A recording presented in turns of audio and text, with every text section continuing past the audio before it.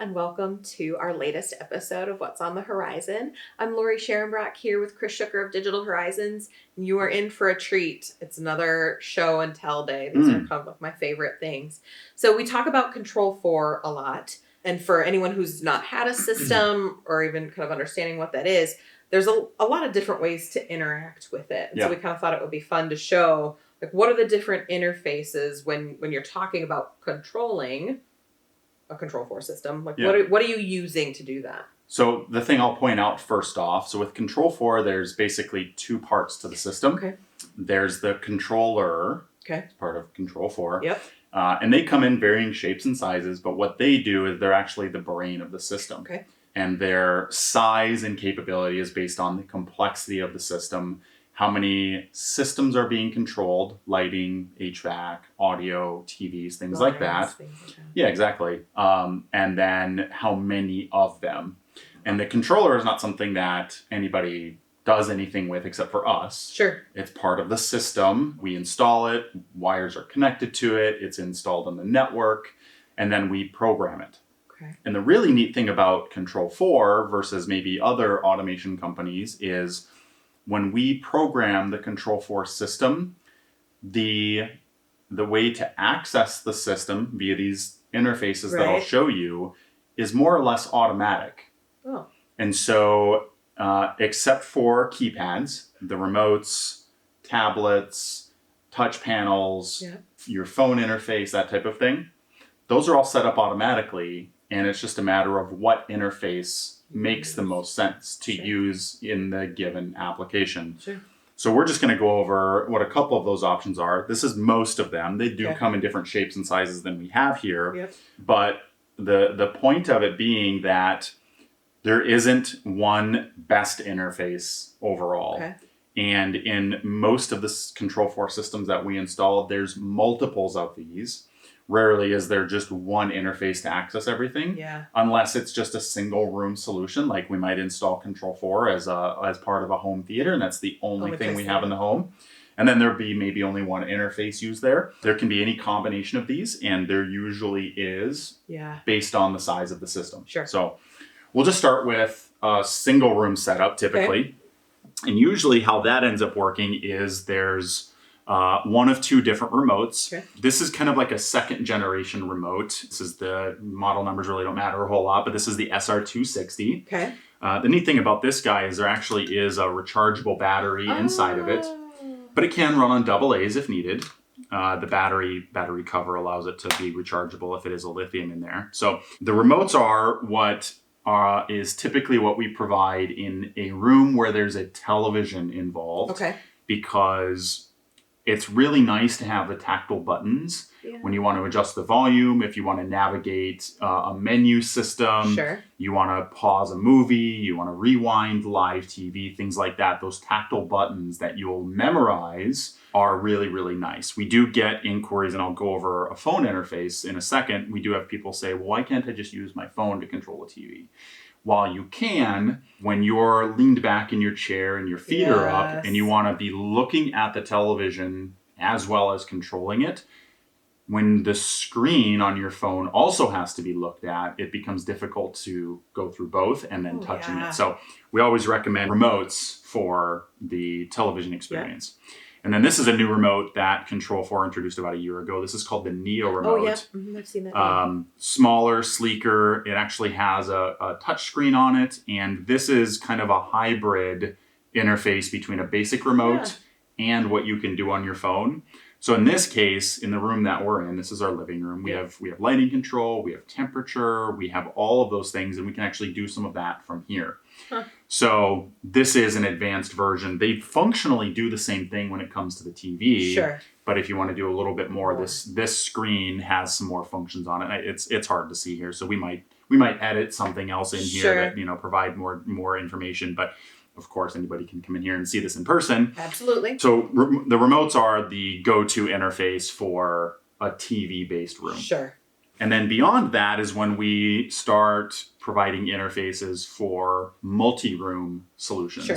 So this would be if there's lighting control involved, if there's an audio system, or any other subsystem like security or shades or temperature, things like that, there's larger screen interfaces for that. Sure. So the first one I'll show, and this isn't powered up, but this is a wireless Control4 touchscreen. This is actually their fourth generation they just introduced.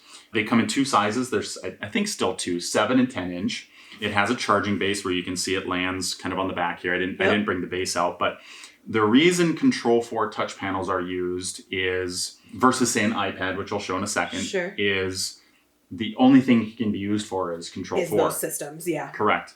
So alternatively to an iPad, somebody can't pick this up and use it as a web browser or wander around the house with it. It does them no good. Now this is a wireless version, so they can wander with it, but they can't switch it off of the Control4 mode. They do make this in an in-wall version as well, so that would prevent them from wandering. Sure. And we use those a lot in kitchen areas, centralized points in the home where a guest can come that maybe doesn't have the app on their phone, and they can go and access those systems from this.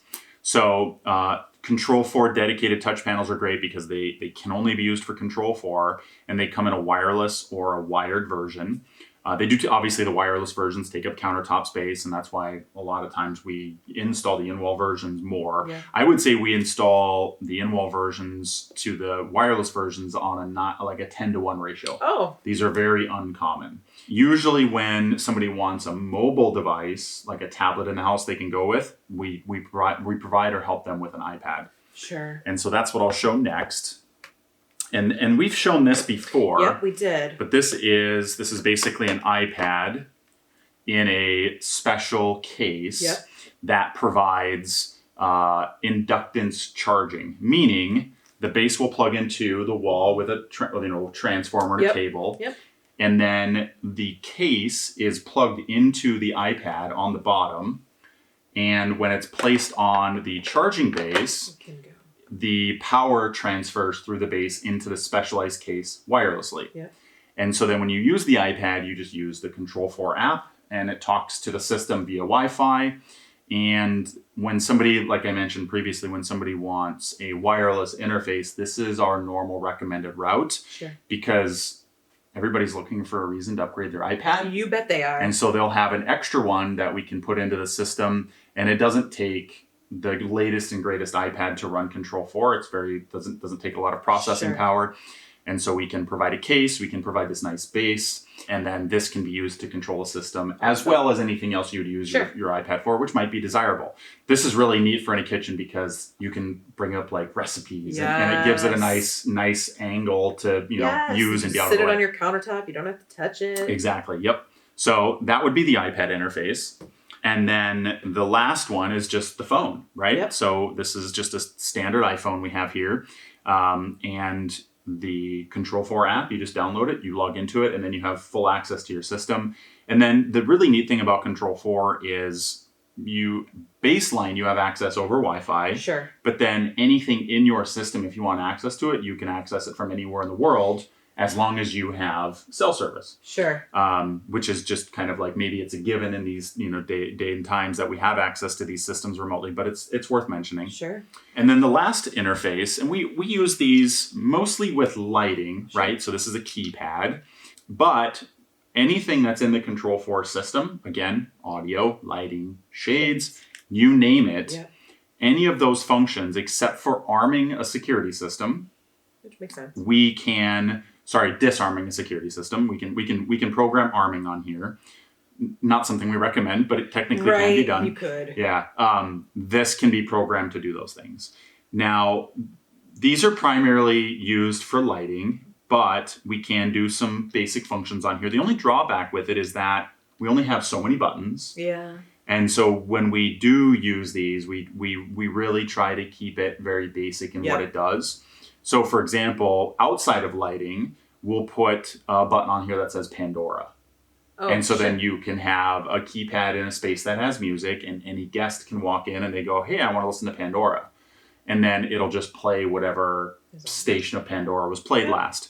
So the limitation being, you can turn Pandora on, the room of music the speakers will turn on at a predetermined volume. Okay. But then if you want to change the station, you have some limited functionality there. So we can put in a keypad just for audio. We can give buttons to skip songs or give a thumbs up for a song, but it is still very limited. Sure. And that's where, you'd want to use your phone or maybe one of the touch panels or an iPad if there's lots of control you want. But keypads are great for just really quick, really simple, direct access to the system. We just really tamper the expectations of what it can do because you only have 4, 5, 6 buttons on here, and so the functionality is limited, and we're just very upfront that this shouldn't be like a primary point of going to control stuff. But they do have their place. Primarily it's with lighting, but anything that's in Control4 can be put on here with a few exceptions, and they're a really nice solution. This is actually a keypad that's powered by line voltage.